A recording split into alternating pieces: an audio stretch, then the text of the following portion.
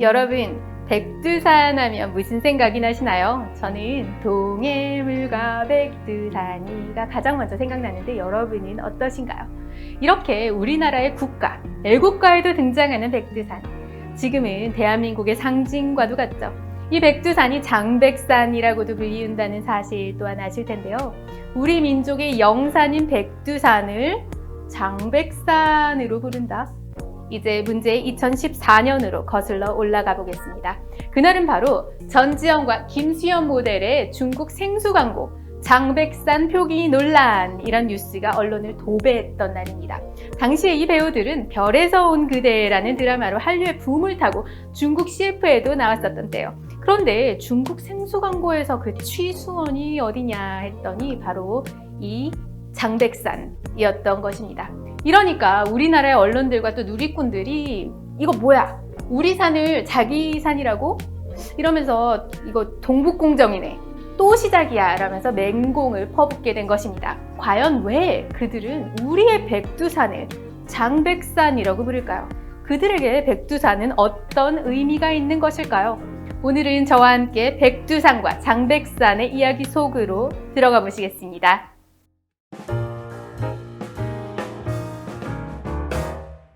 백두산은 과거에 불암산, 개마산, 백산, 도태산, 태백산 등 다양한 이름으로 불렸습니다. 우리에게 익숙한 백두산이라는 이름은 제왕옹기와 고려사에서 비로소 확인할 수 있습니다.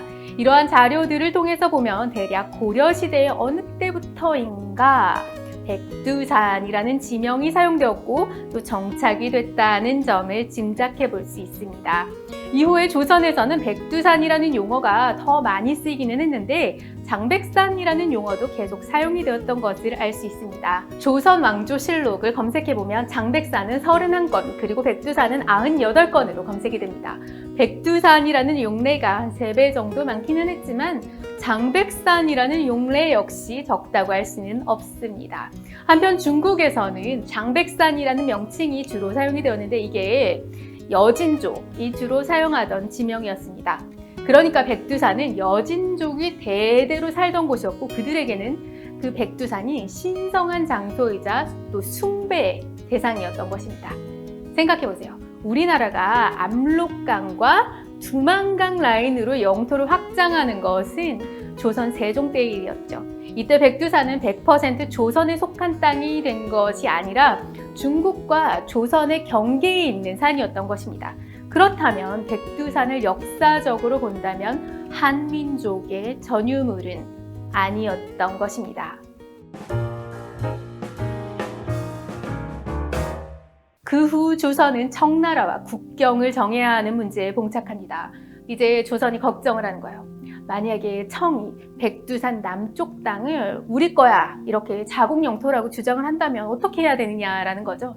백두산 일대는 주거지가 아니었어요. 주거를 하기에는 어려운 험지였기 때문에 거주하는 조선인이 많지가 않았습니다. 따라서 청나라가 조선인의 거주지를 기준으로 경계를 정하자라고 한다면 이 경계선이 상당히 남쪽으로 내려와야 하는 상황이었습니다. 당시 조선의 목표는 두만강과 압록강 이 두 강을 청나라와의 경계로 하는 것이었어요. 만약에 청나라가 조선의 주장대로 두만강과 압록강을 두 나라의 경계로 인정한다면 이 두 강의 수원, 즉 물줄기를 따라서 양국의 경계가 결정이 되는 것이었습니다. 1712년 청나라에서는 두 나라의 국경을 확정짓기 위해 목극동이라는 사람을 파견합니다. 그런데 조선의 걱정과는 좀 달리 목극동은 압록강과 두만강이 두 나라의 경계가 된다라는 이 조선의 설명에 일단은 알았다, 일단 보자 라고 수긍을 했습니다. 그렇다면 이 두 나라의 국경이 양말단이 두 강을 경계로 하는 것이 결정이 됐으니까 양 강의 수원을 따라서 올라가서 중간지대의 경계를 확정하는 것만 남았던 것입니다.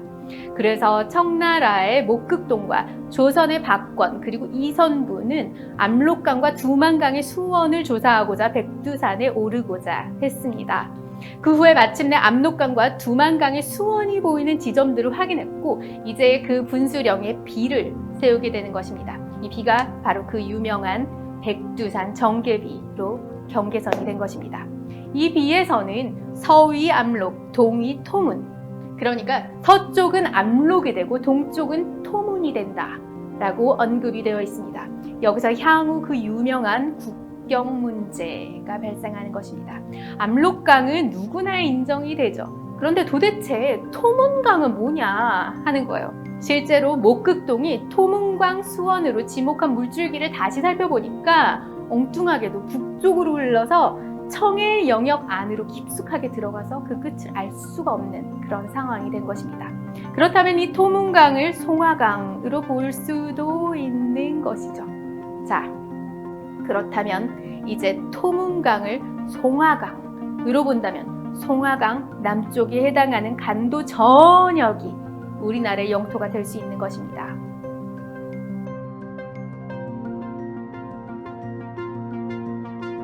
19세기 말이 되자 청나라와 조선과의 국경선 문제가 다시 불거졌습니다. 이 핵심에는 간도 문제가 있었습니다. 청나라는 자신의 민족의 발상지인 백두산의 인근 지역, 이제 여기를 보호하겠다, 여기에 이주하지 말라, 이렇게 만주 지역에 봉금령을 내렸다가 이게 잘 지켜지지가 않는 거죠. 그러니까 이제 해제하자. 그래서 1880년 무렵에 봉금령을 해제하게 된 것입니다. 이렇게 저렇게 이제는 조선인들이 이 두만강을 건너서 만주에서 농사를 지으면서 많이 살고 있던 걸 이제 청나라가 알게 되었고, 다시 양국은 국경 문제를 확정짓기 위해 만나게 됩니다. 이때 조선은 간도 지역을 확보하기 위해서 토문강은 송화강이다 라는 주장을 펼쳤는데요. 근데 이게 청나라 입장에서는 뭐라고? 그러면서 이걸 받아들일 수가 없는 것이었습니다. 토문강이 중국어로 두만강이라고 하는 거죠. 그렇게 사료를 찾고 검증했던 조선도 이제는 청나라의 주장을 인정하게 됩니다. 하지만 국경이 기준이 되는 그 두만강 상류 지류에 대해서는 양국이 팽팽하게 맞서게 되었고 해결이 되지가 않았습니다. 그 후에 조선은 조선에서 대한제국으로 바뀌면서 대한제국은 간도관리사를 파견하는 등 이 간도 지역에 대한 실력 행사와 또 행정 통제를 시도했습니다. 그러다가 어떻게 됐나요? 대한제국은 일본에게 외교권을 빼앗기게 되었고 간도 문제 해결을 위한 권한이 일본으로 넘어가 버리게 된 것입니다. 그리고 일본은 1909년 청과 간도 협약을 맺었습니다. 그렇게 남만주 철도 부설권, 푸순 탄광 채굴권 등을 확보하는 대가로 간도 영유권에 대한 청축 주장을 모두 수용하기로 했던 것입니다.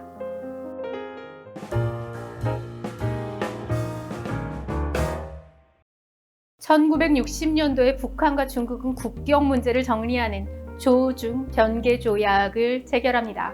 이 조약에 따르면 두 나라는 압록강과 두만강 강폭의 중간선을 두 나라의 국경으로 정하되 국경선이 지나가는 그 강 가운데 무인도는 다 북한의 영토로 인정하기로 했습니다. 이것은 예민한 국경선 확정 문제에서 중국 측이 크게 북한 쪽에 양보한 것으로 북한 측에 대단히 유리한 내용이었습니다. 당시에는 한국 전쟁 이후에 중국과 북한이 서로를 혈맹으로 인식하고 있던 특수한 시기였기 때문에 가능했던 일이었습니다. 백두산 일대의 국경을 정하는데도 북한 측 입장이 대폭 수용되었습니다. 중국은 가장 북쪽 홍토수를 두만강의 수원으로 인정했을 뿐만 아니라 백두산의 천지도 절반가량 북한에 양도했습니다. 결국 북한은 이 조약을 통해서 1909년 간도협약 때 형성된 그 국경선에 비해서 280제곱킬로미터 정도 늘어난 영토를 확보할 수 있었습니다.